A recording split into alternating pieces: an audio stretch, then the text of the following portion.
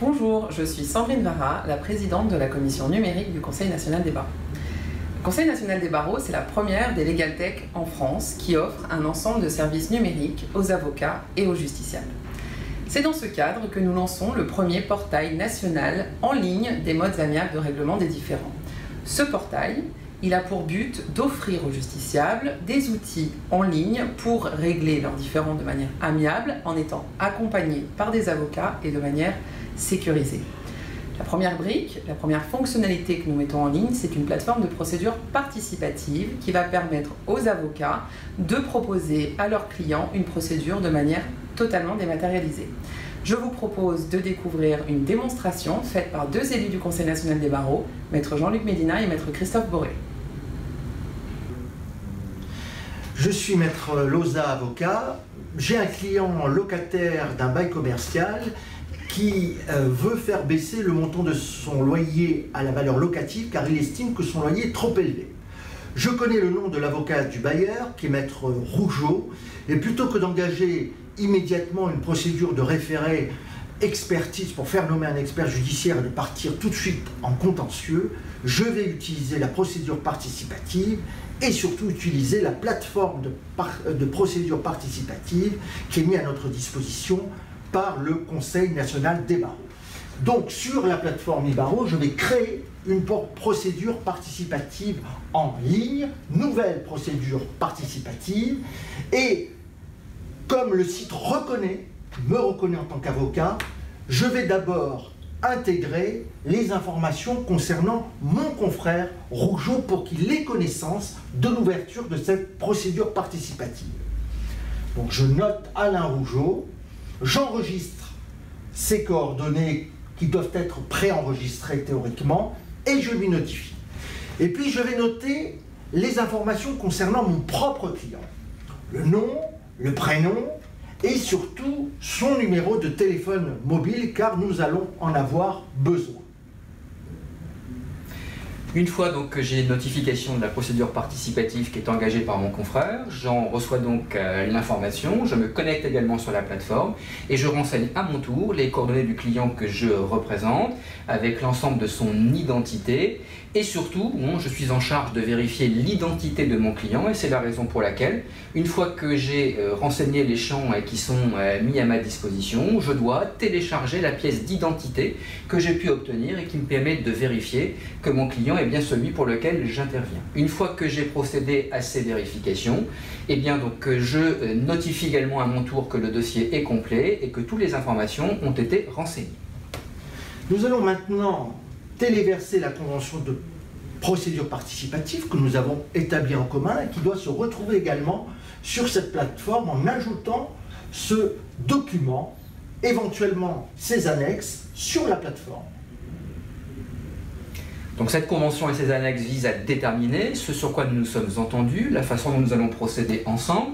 Dans notre exemple, la désignation d'un expert avec la définition de sa mission.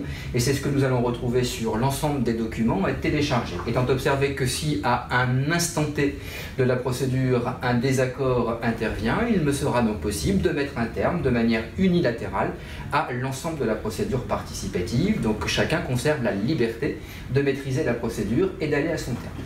Et nous allons à présent faire signer la convention de procédure participative par nos clients eux-mêmes. Nous allons leur envoyer sur le numéro de portable.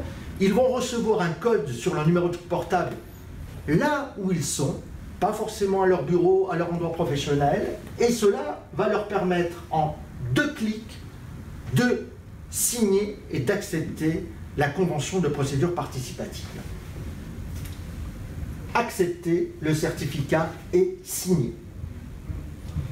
Une fois que la première partie a signé la convention, la seconde doit procéder de la même manière. Donc elle va recevoir également, avec les informations que j'ai renseignées, une invitation à signer avec un code d'authentification qu'il recevra sur son portable, avec une signature qui est manuscrite pour sécuriser également le client qui doit apporter une signature. Mais en réalité, ce qui importe, c'est la signature électronique avec le certificat qui est délivré.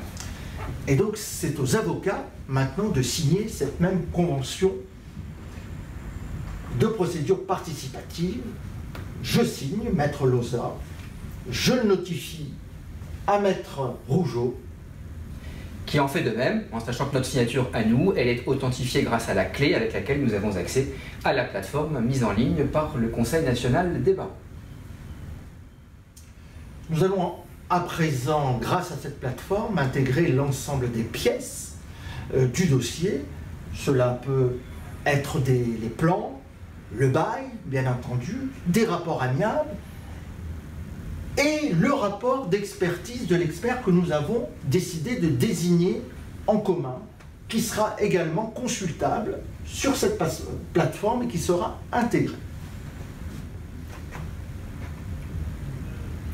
Ensuite, dès lors que la convention de procédure participative a été exécutée, que nous avons échangé au moyen de cette plateforme nos pièces, il reste à déterminer l'accord qui peut intervenir entre les parties, qui peut être total ou partiel.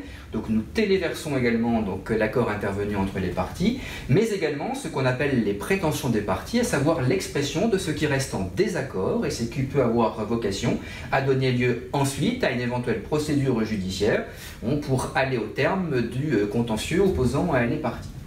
Donc nous avons ici l'hypothèse d'un accord entre les deux avocats. Grâce au rapport d'expertise judiciaire, nous allons formaliser un accord que nous allons signer et déposer également sur la plateforme.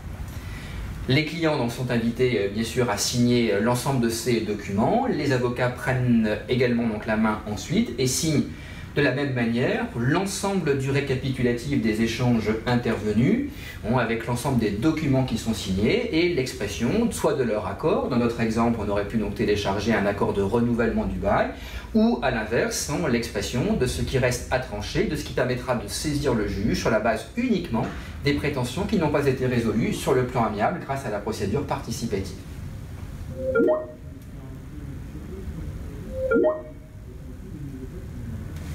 Et à la fin de ce processus est reconstitué l'élément qui est fondamental pour les avocats, qui est le dossier de preuve.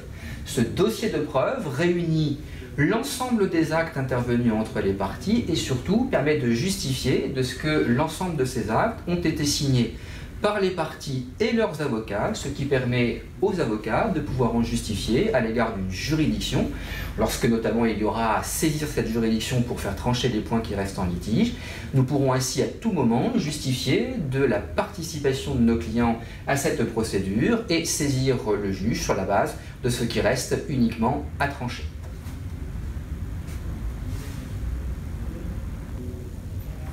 Voilà donc un outil simple à disposition de l'ensemble des avocats de France avec une plateforme très intuitive.